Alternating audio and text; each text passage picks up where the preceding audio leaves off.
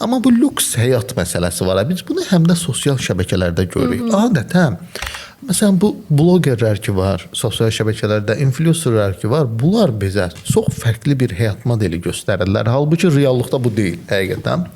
Keçən dəfə bir influencer var, xanımdır. İndi adını çəkmək istəmirəm burada. Amma əslində paylaşım mənim çox xoşuma gəldi həqiqətən. Necə?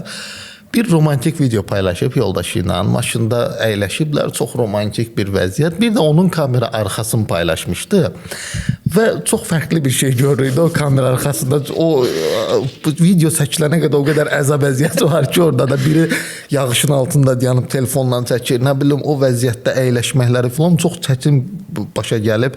Mən həqiqətən çox bəyəndim onu paylaşmağını ki, sağ olsun ki, ən azından onu paylaşıb bizə göstərir. Həqiqətən göstərir. Buna psixologiyada səhv eləmirəmsə ördək sindromu deyirlər də. Yəni biz ördəyin suyun üstündə üzməyin görürük. Ördək biz baxanda nə görürük? Deyirik, ilahi, necə rahat üzür də, əyləşib sadəcə öz üçün gedir. Amma suyun altında biz ördəyin o ayaqlarını görsək də necə əziyyət çəkir o yazı, o elə rahat üzməsi üçün biz tam fərqli görərik də, o rahatçılığı görmərik, o diskomfortu da görərik eyni zamanda.